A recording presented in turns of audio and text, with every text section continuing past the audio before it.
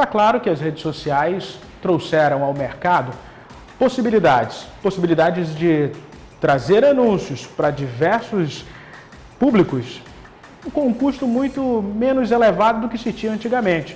E aí, se a gente começar a pensar na pandemia, isso trouxe uma nova realidade. Só que esse mercado que cresce e cresce muito, também tem um outro lado. Você precisa investir, você precisa ter retorno. Como é que está a performance do seu cliente?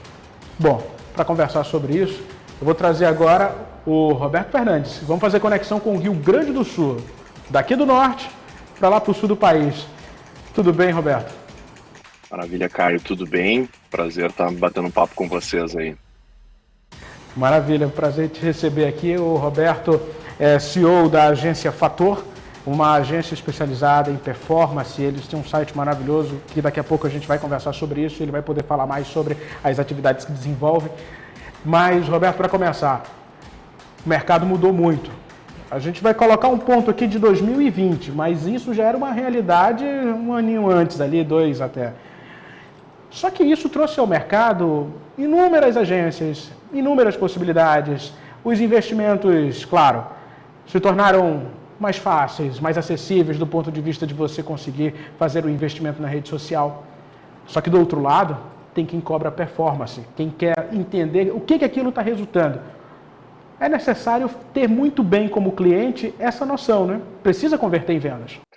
Um ponto principal que a gente sempre fala é que precisa olhar de ponta a ponta o perfil de resultado que está sendo gerado para o cliente.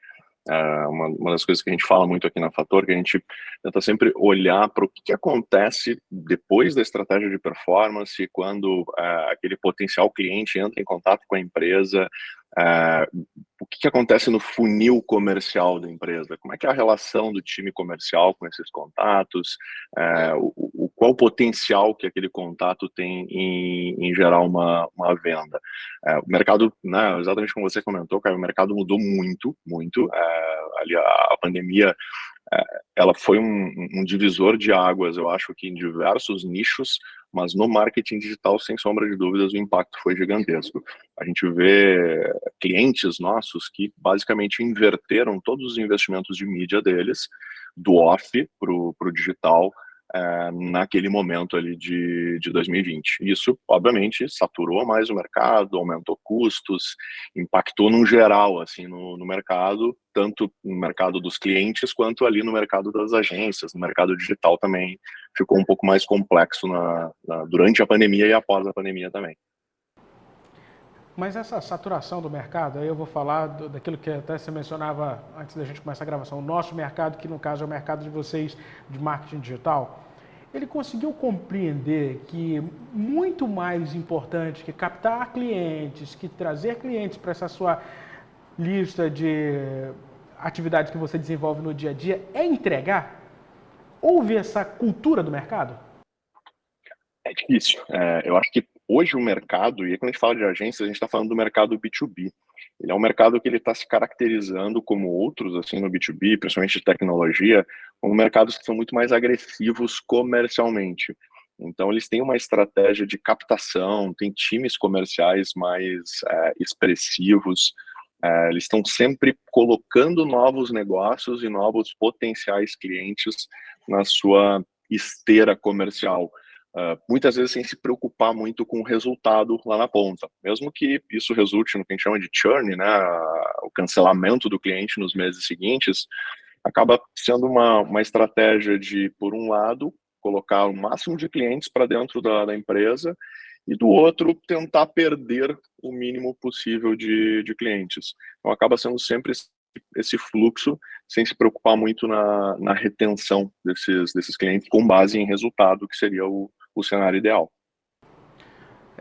E aí a gente entra num aspecto, Roberto, que a gente precisa, quem atua no mercado, entender, que é aferir, estudar o cliente, para você poder estabelecer a estratégia mais correta e assim você entender a maturidade também daquele perfil.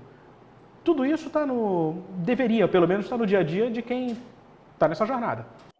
Deveria. Na prática, hoje, como eu comentei, é uma agressividade comercial tão grande que o importante é colocar o máximo de clientes para dentro, aumentar o ticket se possível, tentar não sangrar tanto no churn e seguir esse fluxo. Olhar para o cliente, olhar para a maturidade dele, para entender o que pode ser vendido para esse cliente, o que faz sentido para ele como estratégia, seja de performance, de marketing, de comunicação, como quiserem chamar, isso é muito raro, isso é muito difícil, porque justamente está todo mundo se preocupando mais com a quantidade, muito pouco com essa relação de qualidade do perfil de entrega, do perfil de necessidade do cliente e até do perfil de maturidade digital, né, do que faz sentido para ele utilizar de serviços, aonde ele deve investir, aonde ele vai ter mais resultado de acordo com o perfil de cliente ideal dele. Tudo isso é um processo que demanda análise, demanda estudo, entre aspas, é muito mais fácil só tentar vender para o cliente e pronto. Mas isso abre uma lacuna, isso abre um revés contra o próprio mercado? Depõe contra? Com certeza. A gente vê isso muitas vezes com clientes que a gente começa uma relação. A gente vê isso muito no mercado de agências. O mercado de agências é um mercado difícil, porque a gente vê o cliente já chegando preocupado, de certa forma, porque ele teve diversas experiências ruins anteriores. E como ele não sabe como entender se aquela agência tem potencial para trabalhar com ele, se tem qualidade, se tem experiência, se tem know-how, ele já entra sempre muito preocupado, porque foi uma agência que não fez o trabalho direito, ou foi outra que não teve resultado. Isso acaba dificultando mais o mercado, a relação, aquela questão também de diferenças de valores entre as empresas, do perfil de serviço, tudo isso dificulta até a esses clientes ficarem mais maduros e entenderem melhor até o perfil de empresa que eles têm que contratar, o que eles têm que perguntar. Então, a empresa não tem muita maturidade, ela vai ter dificuldade de escolher o melhor prestador de serviço para ela. Eu estava entrevistando há um tempo um associado também da Anamid, lá do interior de São Paulo, e ele falou algo bem interessante sobre esse comportamento, né? Até a gente conversou na nossa conversa prévia, que é o lance do funil, de você estabelecer ali uma metodologia e uma régua de relacionamento, e ele publicou um livro, inclusive com esse título, e ele dizia, né, que quando você entende que o seu pós-venda só termina quando você faz uma outra venda, o comportamento muda. Eu diria que assim, o pós-venda não pode terminar nunca. Não existe melhor pós-venda do que aquele conjunto de bom atendimento, entrega de resultados. Não é, e às vezes não é nem necessariamente buscando uma nova venda, porque às vezes para empresas, prestadores de serviços muito especialistas, às vezes não há muito o que vender a mais, né? Então, o pós-venda ele passa muito pela retenção desse cliente. A gente vê isso muito quando a gente tem clientes que têm 2, 3, 4 anos dentro da agência. Isso tudo é o pós-venda sendo bem trabalhado. É resultado, é relacionamento, é transparência de comunicação. Tudo isso influencia bastante. Agora, vamos entrar um pouco na seara da Fator, porque eu estava dando uma olhada no site de vocês e é algo interessante que você tem lá, coloca logo bem de cara, assim, é possível perceber. É preciso converter o seu investimento, estou falando aqui em grosso modo, em vendas. É preciso, é o necessário. É o necessário. Exatamente. Uma coisa que a gente fala muito, assim, que performance, muita gente enxerga performance como basicamente campanhas em Google Ads, Facebook Ads, enfim, a mídia digital tradicional. A gente sempre fala muito que performance é ver o quanto a gente impactou no faturamento do cliente. O quanto a estratégia que a gente fez aumentou o faturamento dele, aumentou a carteira de clientes, aumentou a entrada de novos clientes com ticket mais elevado. Tudo isso é performance. Se não olhar para isso, dificilmente consegue manter esse cliente muito tempo. Justamente, em algum momento ele vai perceber que não está tendo resultado proporcional ao investimento dele e vai ser o churn. E é interessante a gente fazer uma separação aqui entre presença digital e o retorno disso, é o retorno do seu investimento. Presença digital é quase como um branding. A gente pode ter uma presença digital gigantesca em todos os canais, todos os ambientes possíveis, e isso não resultar necessariamente em retorno de investimento.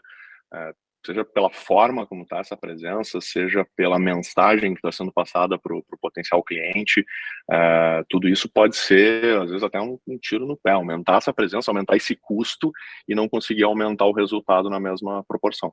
Vamos falar um pouco agora da Fator em específico, Roberto. Vocês estão no Rio Grande do Sul, deu para perceber que vocês têm uma gama de empresas que são parceiras de vocês e empresas de renome, grandes empresas que estão ali, em grande parte, comercializando uma para as outras. É isso.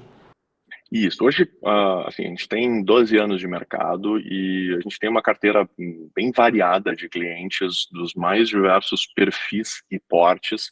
A gente tem uma característica de adaptar o escopo à realidade do cliente. Isso passa muito para aquilo que eu falei de maturidade, entender a maturidade do cliente e adaptar à realidade, entregar para ele o serviço que ele precisa e não necessariamente o serviço que a gente quer vender. Isso faz com que a gente consiga atender clientes dos portes mais diferentes, mas um foco muito maior no B2B, né, no mercado de empresas que vendem para empresas. Essa é a imensa maioria da nossa base. Bom, você está na Anamid também, a Associação Nacional do Mercado de Indústria Digital, e isso faz uma diferença do ponto de vista de você levar para o mercado boa parte do que a gente tem conversado desde o início dessa entrevista, que é levar um mercado mais profissional para frente. Você falou num trechinho ali que eu não tive a oportunidade de perguntar, mas é interessante a gente falar aqui, que às vezes é até a precificação, é você saber cobrar, é você saber... É um mercado regulado, é isso. Assim, eu nunca fui muito fã dessas questões de tabelas de preços de serviços, porque serviço, assim, ele pode variar muito. É muito difícil tabelar algo, mas um dos serviços que a Anamid ajuda a trazer para o mercado e cada vez mais ela pode fazer é o processo de ajudar a educar o mercado, a entender a diferença entre os prestadores de serviço, entender a diferença entre especialistas e generalistas, quem a empresa deve buscar, qual é o perfil de agência, de empresa, porte, ajudar nesse processo para educar o mercado e ajudar a elevar essa maturidade. Isso é benéfico para todo mundo, é benéfico para as empresas que vão ter fornecedores melhores, é benéfico para as agências que vão ter clientes melhores também. Acho que esse match, assim, é o melhor que uma associação pode fazer. Acho que uma das principais ações, assim, do associativismo no mercado. É isso. Roberto, eu quero te agradecer, obrigado por ter atendido o nosso convite. Eu sei que você tem uma rotina aí agitada, bem frenética. E sempre que tiver novidades, por favor, contate aqui o Real Time. É um prazer conversar com você. Maravilha, fico à disposição também. Obrigado pelo bate-papo. É isso. Pedi só para você ficar na tela enquanto eu me despeço de você, internauta. Obrigado mesmo. Curta, comente, compartilhe e inscreva-se em nosso canal no YouTube, é o RT1 Play. Até uma próxima oportunidade.